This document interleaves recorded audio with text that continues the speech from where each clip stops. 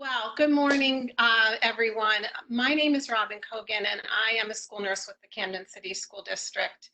And this morning, I have with me two amazing staff from CAMcare Behavioral Health.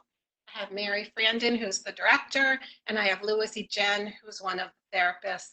And we're going to have a discussion this morning about mental wellness, about the impact of COVID-19 on our families and our students, and hope to have a really important discussion that will be helpful to our community. So welcome. Thank you, Mary and Louise, for joining me. And if Mary, if you would both introduce yourselves and we can start our conversation. I'm Mary Frandon, social worker and therapist for 30 years now with lots of different kinds of experience. So at CAMcare, I see kids and adults for counseling and therapy. Me llamo Luis Guillén, soy un terapeuta aquí con CAMcare, un trabajador social, con experiencia con niños y adultos y también con adolescentes. Thank you both for joining us. So one of the reasons we decided to do a series of videos with CAMcare is because you have been such great partners with the Camden City community. And I personally have had a wonderful partnership with CAMcare East. It's right around the corner from most of my schools. And you know, as a school nurse, I'm just very concerned about how the community is doing. And we felt that it would be important to get to have messaging from community, people who are working in the community. It may be more helpful for our parents and our students to hear from people that they know and trust. So thank you once again for being with me this morning. So my first question for both of you, and Mary, I know is going to start, is what is the emotional and mental health impact that this pandemic has brought on all of us, and what do you see as some of the biggest issues that are maybe coming through your office?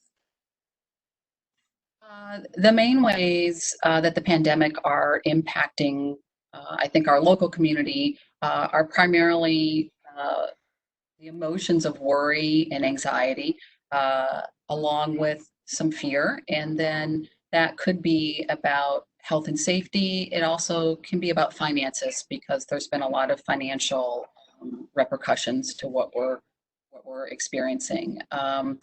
We also are going to see that people that already have a little bit of anxiety or depression or worry, they may find that those symptoms are worse, more intense, or more getting in the way more of their life. And the same with children. If children already have a little bit of anxiety, we may find that that anxiety intensifies and it might be getting in the way of normal things like their schoolwork. En la comunidad podemos ver que se han intensificado síntomas de ansiedad como la preocupación, el miedo, cambios de ánimo, cambios de dormir. También lo mismo para los niños. Si ya tenían ansiedad antes, se puede intensificar los síntomas. Y si no tenían síntomas antes, pueden desarrollar los síntomas, como le dije antes, de preocupación, irritabilidad, cambios de ánimo y concentración también. Thank you. So one of the things we're seeing is just the stress is building as the days go on and the weeks go on. And we wanted to talk a little bit today about maybe some strategies to ease some of that stress, some things that parents can do for themselves and also to help their children. Okay. I think this is something that we all need to look at, particularly right now, since we don't know when this is going to end for sure. Taking care of ourselves is a really good idea. For the parents, it may be very difficult to find some self-care time right now, but it is super important. You may be stuck in the house, not really leaving, and not really have any time to yourself. So whether it's before the kids get up, after they go to bed, when they're having lunch or something, getting a walk, getting a phone call into a friend, reading a book, the Bible, something that just gives you a few minutes to yourself. In general, the best things we can do right now are try to find a normal schedule and some consistency, and then balancing that with ways that as a family or as a household that you can have some fun. The schedule is really important in general, but it's really, really super important for school. So things like having a time that we get up and a time that we go to bed. I think it's easy to let kids stay up now because they may not have to get up for school, but that's not going to go very well. So it's better to have a consistent wake up time. It's less important what that time is. It's more important that it's the same, especially Monday through Friday. And then a consistent bedtime where the kids, and even it doesn't have to be the same time, but the adults should have a consistent bedtime too, just to keep your body healthy and on schedule. Other things you can do to bring some normalcy, and particularly when we're thinking about the kids in school, get up and get dressed. Have the kids get dressed for school. Have a particular place in the home, whether it's the kitchen table, whether it's in their room, but have a consistent place where they do their schoolwork so that it is like going to school. And then other areas in the apartment or in the home may be where fun happens or relaxing. Do things together, set in some playtime or some off time. If your kids can't do 2-3 hours of school at a time, then set in breaks. And whether that's do some physical activity, whether that's play a game, have a snack, but do something in between. In terms of staying sane as a family, some things you can do are you cook together, set a movie night, have a Uno tournament, or do something, be creative, set up a contest in the family. Who can do the most sit-ups? It can be silly. There's a lot of things on YouTube that you can follow along with. So it's pretty easy to find activities if you can kind of get yourself into the habit of doing that. Las estrategias son semejantes para el papá y el niño también, y empieza con mantener una rutina consistente todos los días. So, dormir a una hora específica, comer a una hora específica y hacer tiempo para jugar, para actividades de creatividad en la casa. Por ejemplo, la familia puede hacer ejercicio juntas, hacer como yoga en la familia. Hay muchos videos en YouTube de ejercicio, de yoga, de hacer creatividad con arte. Para los niños específicamente, mantener una rutina consistente que simule el ir a la escuela. Por ejemplo, dormir a una hora específica, si se levantan a una hora específica, seguir esa rutina todos los días y no tener como mucho vaivén en la rutina para darle un sentido de control. Para los papás sería comunicarse con amistades, llamar a alguien, salir a caminar y por lo menos buscar 5 minutos de descanso todos los días para ellos mismos. Ya sea cuando el niño esté haciendo la tarea o se estén bañando, el papá puede o la mamá pueden llamar a alguien, salir a caminar, etcétera, para mantener una rutina consistente todos los días. That's really interesting about setting a different pace for the weekend versus the week. That's really helpful. I'm going to think about that because I don't think I do that for myself. And then one day turns into the next day and it's like one long day, right? That's super helpful. Thank you.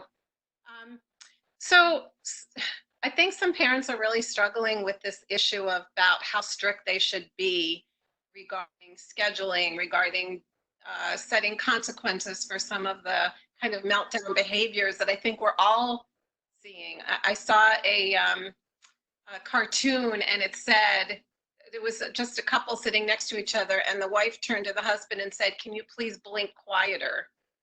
You know, it's like got to that level of, you know, getting on each other's nerves. So I'm just wondering if you could help with some issues around discipline or self-regulation or co-regulation, that kind of thing.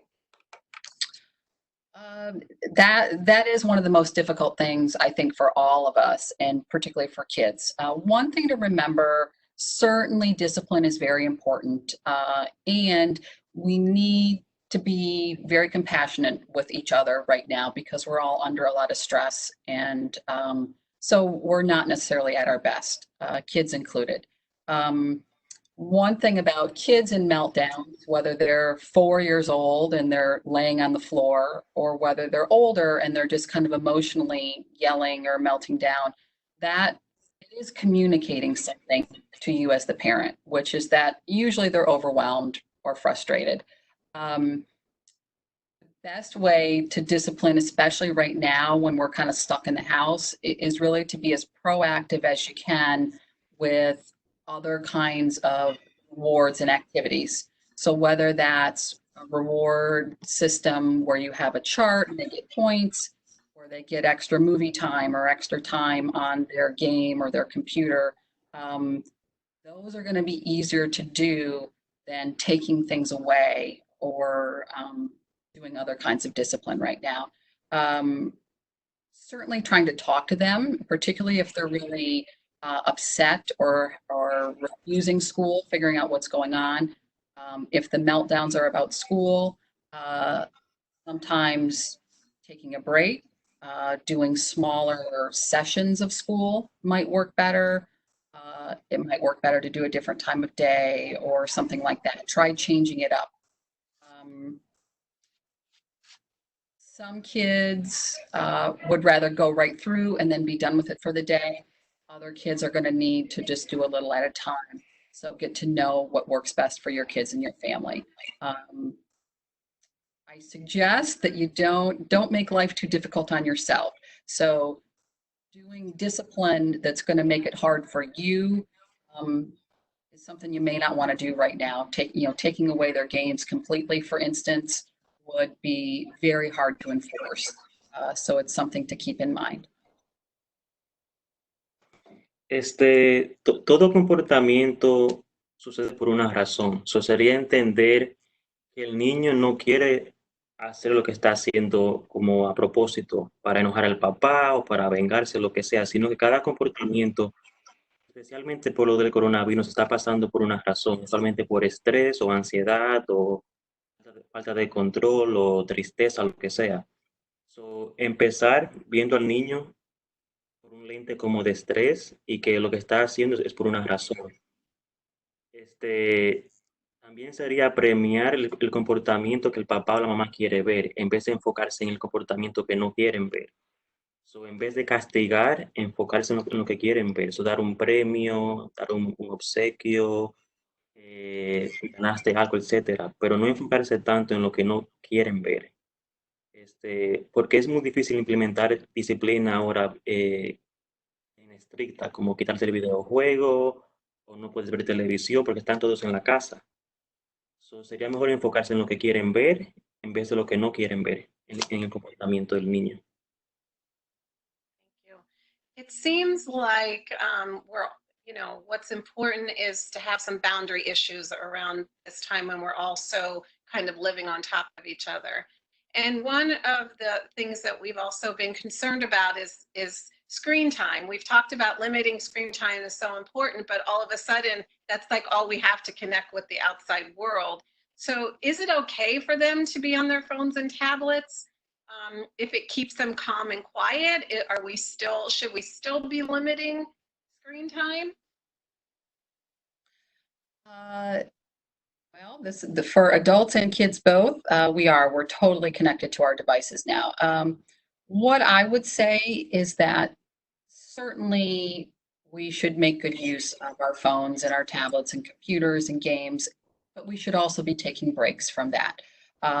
For our kids, it means quiet time. Exercise is really, really, really important. So that's one of the things we should definitely be having our kids stop every once in a while and do, whether that's yoga on YouTube, like Lewis suggested, or whether that's getting outside for a walk, whether that's, again, doing sit-ups and jumping jacks. It's important. The other thing you can do is have them take breaks maybe and write some cards for people in a nursing home, or do something that contributes to others, or make a list of things that they want to do. Go through a closet and pull out the clothes you want to give to Goodwill when this is done. You can intersperse their downtime when they're on their tablets, with these other short activities that still keep them connected with the family as well and doing something useful and healthy. Es difícil no sentirse conectados en un teléfono o un iPad o la computadora o cualquier electrónico. Lo importante es también mantenerse conectado con la familia y entre los niños y entre los padres. So, como implementar en el horario tiempo para descansar. Como cada 3 horas vamos a hacer algún ejercicio, vamos a ver una película juntos o vamos a hacer una actividad creativa juntos. En vez de durar, por ejemplo, 8 horas jugando un videojuego, viendo televisión o en el teclado, lo que sea. No es malo que usen el electrónico, pero durar tanto tiempo puede que lo impacte negativamente. Eso sería tomar más control, implementando estrategias como para la familia junta, ya sea con ejercicio, con creatividad, tiempo para descanso, cosas así. That's really good advice. So there have been a lot of extra layers of stressor during this time for all of us, for our families, for our kids, and one of them is about financial stress and job loss. There are people that have to go to work because they're essential services, which you both are at your jobs, and then there are people who have lost their jobs, our families. So is it okay, or what is the best way to talk about financial stress and job loss with our kids? Well, it's definitely okay to talk generally about that finances are important. And certainly, if there's been a big change in your family, it's important to tell kids at least a portion of the truth of that. The main reason for that is because if we don't tell them, they make up a story anyway about what's going on and why there's a change. So it's better that they hear it from us. Of course, you want to think about how old your child is, and you don't want to burden them with your own worries. You do want to let them know that there's been a change. And then the most important thing, really, it's more about reassuring them that we're having temporary trouble, or temporarily we're not going to be able to do some things, or we're going to need to get some help with food, or we're going to go to a food pantry, or something like that, or we're not going to have treats for a while. It's okay to talk about that, and then you add the reassurance that this is a temporary situation, and we will be able to get back to normal at some point in the future. Ujú. La mejor opción sería, dependiendo de la edad del niño, mantener una comunicación abierta. So, no ignorar la pregunta y no darle silencio como respuesta, sino una comunicación, un diálogo abierto y asegurarles que todo es temporal, que lo que está pasando ahora es difícil, pero que es temporario y que en algún momento va a pasar. Si el niño está preguntando es por una razón, y si el papá le da silencio o le dicen lo que no es, el niño se va a inventar una historia él mismo o ella misma. So, la mejor opción sería un diálogo abierto y darle suficiente información para que entiendan lo que está pasando. Y lo último sería asegurarle esto, que es temporario, que no será así para siempre. Yeah, that is it's a tough one to kind of balance how much you say and being protective. But I like that idea of saying this is temporary and things will get better. There's like keeping the hope. The other, some more complicating issues are, family members have gotten sick. Some family members have passed away.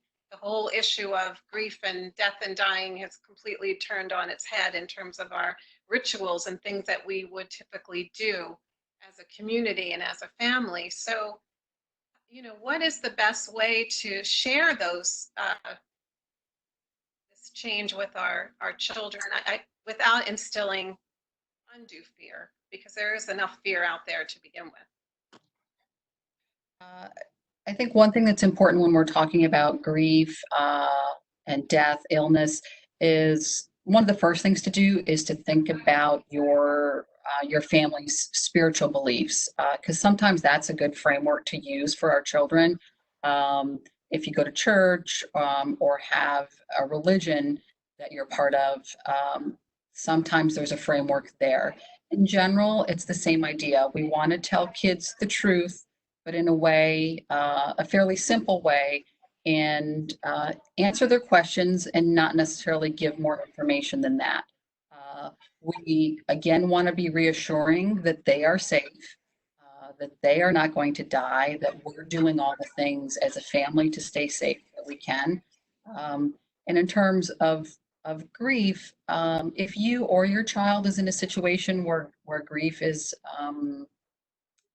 not going well or it's really troubling for you right now, it's certainly fine to reach out for some help, whether that's through CAMcare or through, there's some other very good mental health providers in Camden.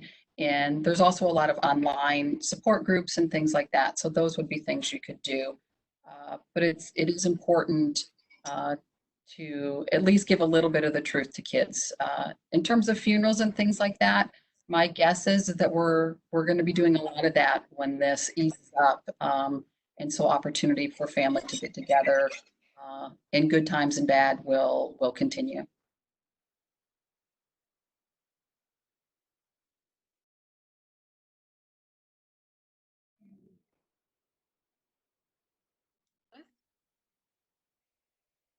Did you fall off? Maybe. Yep, it's like Luis. We'll get him back. Yeah. We'll get him back. And when he comes back, he'll explain all of that. Louis, we'll come back to you. So the other part of that, in terms of these really complicated conversations, are what if families, for reasons of either drug, alcohol use, violence in the home, what if people are just not feeling safe?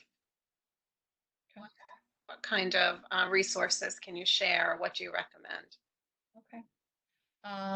Well, unfortunately, in times of stress, like the stress we're all under now, we do see increases in violence of all kinds, but particularly family violence and romantic partner violence. Sadly, stress increases that. This kind of violence is usually about feeling in control and having power. And right now, we all feel a little bit out of control because of what's happening. So these things can increase now. If you do not feel safe, it's important to right away let someone know about that. Whether it's the police, if you're in a family violence or a domestic violence situation, there are some hotlines in Camden. I'm going to give them now. One is the Camden County Women's Center. They have a 24-hour line that's answered all the time. All their services are free and they're in English and Spanish. The phone number for that is 856-227-1234. And again, they're 24/7. Another resource in the community is the Hispanic Family Center. They have a full family violence program as well. Their phone number is 856-964-4692. A lot of times what's important is just to have a safety plan, which is what these resources will do when you call them. And then at least you're prepared. Maybe the situation now is that you feel on edge or you're not sure what's going to happen next. But if you get a plan in place for if things get worse, that gives you some confidence that you can stay safe. Yeah, because that is, unfortunately, as you said, child abuse and intimate partner violence definitely goes up during these times. So that's really helpful information that our community resources. One of the things that our families seem to be a little bit unsure of is the use of telehealth or telemental health. Can you describe what it is and kind of assure us that it is safe and confidential? Okay, great, thank you. Telehealth is something we're all learning about now, kind of as we go. A month ago, I didn't know anything about it either, but now I'm getting better each day with it. The important things about telehealth are that one, it is confidential, it is secure. We use specific programs on the computer or on your phone or tablet so that your privacy is maintained. That's why we don't use Skype or FaceTime, is because they are not secure, and we need to guarantee your privacy. The things are not recorded. There's no audio or video recording. So that is something to be aware of. And it's exactly like a regular visit to the doctor. Information gets put in your medical record, very basic information about the discussion. And it is, if you have insurance, it's billed to your insurance. If you don't have insurance, at least at CAMcare, we can work with you about that. So there's no reason, there's no financial reason to not get assistance. That's really good to know. And that the video itself, if you have a video conference, is not saved. I think, Right. I mean, honestly, I didn't know that. So that's really reassuring, to tell you the truth. So it's safe, it's secure, it's private. I guess. We can talk just by phone. If you don't have a smartphone or you don't have a way to get a video conference, we can absolutely just call you by phone. The guidelines for that have been relaxed a little bit because of the pandemic. And so at least for now, we are able to just speak to you by phone.